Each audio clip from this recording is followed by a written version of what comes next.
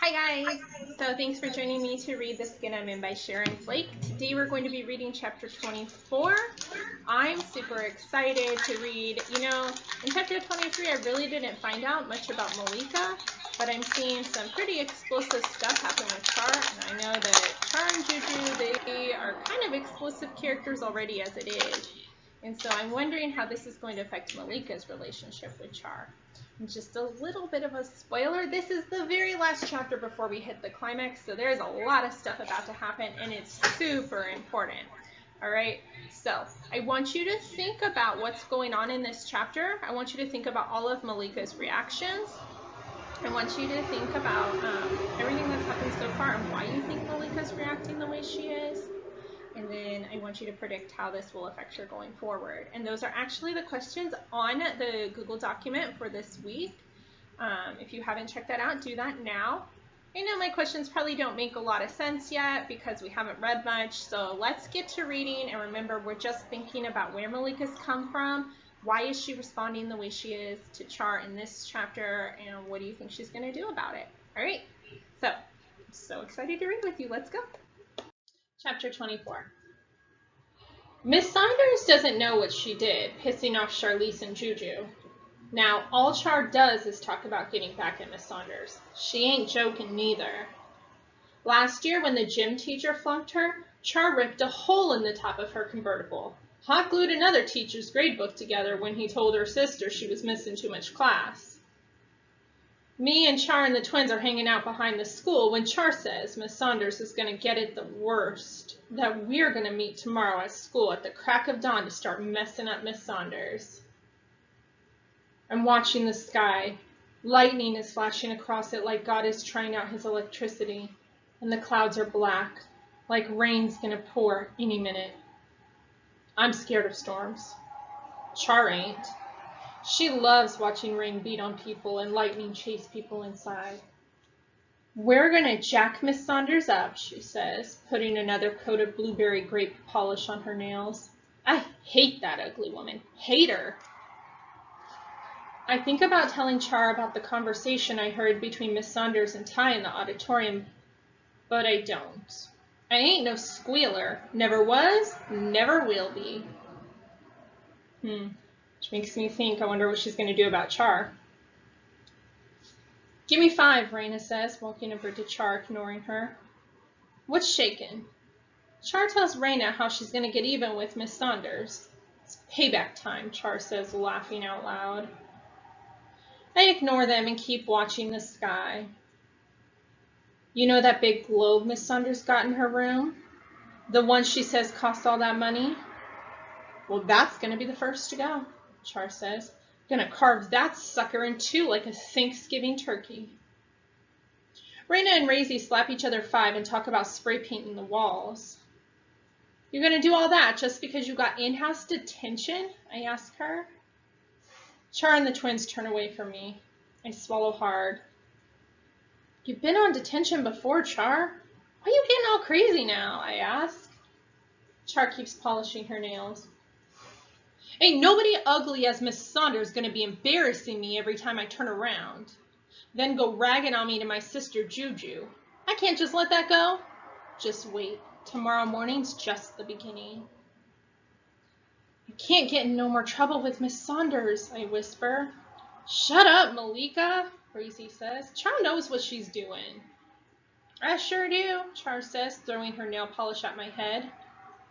The bottle misses me, but breaks open on the steps. I can't get in no more trouble, that's all I know, I whisper. If things ain't bad enough already, here comes John McIntyre and his crew. The sky's gonna be as black as you in a minute, Malika, he says, looking up at the clouds. His friends think he's funny. They start to laugh and give a few high fives, then they start singing, Malika, Malika, we sure want to keep her. Shut up, Char yells. John McIntyre, I will kick your butt, she says, going after John. Jack up Char, one of his friends says. Who she thinks she is coming at you that way? John don't say nothing. He just looks at Char with a stupid smirk on his face. See you later, Midnight, he says to me. I can feel myself getting mad, my fists balling up at my sides. Then I remember a poem about midnight that I'd seen in one of those poetry books at the library. The words of the poem come tumbling in my head and I start to smile. Midnight. At midnight, if you have eyes to see, there's beauty and there's majesty. Sweet brown babies tucked in tight, shooting stars bursting through the night. Strong, sturdy trees reaching for the sky, dancing and swaying to the moon's lullaby. Quiet waters, silent nights, angels soaring toward the light. At midnight, if you have eyes to see, there's beauty and there's majesty. Char don't understand what's going on with me. She looks at me and calls me stupid the way I'm smiling to myself. Then she tells John to shut his big stupid mouth. He winks and keeps moving. But he's still looking back at me, like he can't figure out what's got a hold of me. Char's saying something about how she's got to always look out for me, but I ain't listening really. I'm saying that poem over in my head again and again. Next thing I know, here comes Caleb. When Char sees him, she starts talking real proper, all up in his face, telling him how she likes his braids, asking the name of the cologne he's wearing. Hey, Malika, he calls to me, ignoring Char. Caleb sure looks good, and he smells even better. He's got on a lime green African dashiki with tiny golden swirls stitched on it. He and me just stand there smiling at each other. Char pushes herself between us. You can thank me for how good Malika looked, she says, snuggling up to Caleb. I bought them clothes for her. Gotta keep my girl looking good, she says, licking her lips. Caleb tries to peel Char's fingers off his arm. It ain't easy. She's holding on tight. I've been thinking some more about what we talked about in detention, Caleb says to me, finally getting Char off him and moving closer to where I am. I've been thinking about changing things around here, making things better, he says. What do you mean, like scrubbing the floors, I ask, wrinkling my nose. Some of us are getting together tomorrow to talk about ways to improve McClinton. You should come, Malika, he says, peeling Char's hand off him again. Malika's busy, Char snaps. Yeah, I say, busy. Come after you're done then, Caleb says. Char busts out laughing. Sure, Malika will come after she's done. Me too. I'm coming too. We're all going to help save the school. Right, Malika? She says, shoving me so hard I almost fall down. I'm half listening. I'm trying to figure a way out of this mess.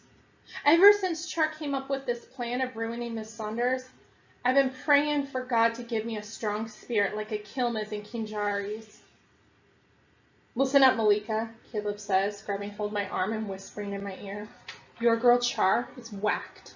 You better stay clear of her before she ends up taking you down with her. Char and me are friends, I say quietly.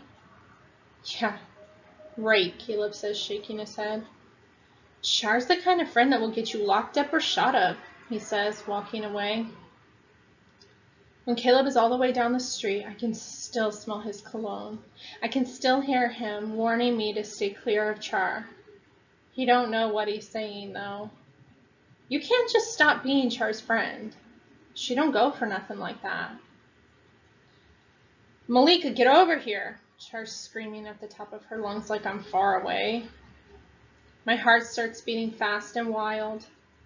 I know Char's plan ain't gonna mean nothing but trouble for me, but I got to go along anyhow. Nobody ever turns their back on Char. Not unless they're tired of living or something stupid like that.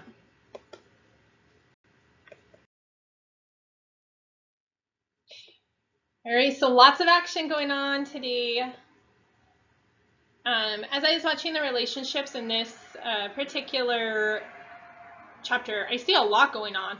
One, she's highly affected by her dad still. She's reading this poetry book. She's thinking about beauty, and it seems to really calm her down to the point where not even John can make her upset anymore. She is feeling like she doesn't want to get in trouble with Miss Saunders. She doesn't want to mess with her, but she still somehow feels like she has to be loyal to Char. Like she can't turn her back on her. And then we've got this other guy, Caleb, coming up, who she clearly likes and who likes her, and he's trying to be a positive influence in her life. And we know she's working really hard to find her strength. She says she wants to be strong like a Keelma, like the girl she writes about. And so really the only question is now, what's going to happen?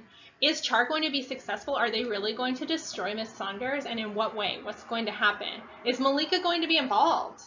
Do you think that she has the strength to stand up to Char? Do you think she's just going to go along with the plan? Or maybe she's going to go and then try and stop the plan. I don't know what you're thinking, but I'm excited to find out what happens. But we won't do that until chapter 25, which isn't until next week. But feel free to read ahead. Just don't ruin it for the rest of us. Sorry that Jasmine interrupted us a little bit earlier, but thanks for stopping by, and we miss you and can't wait to see you soon. All right, bye guys.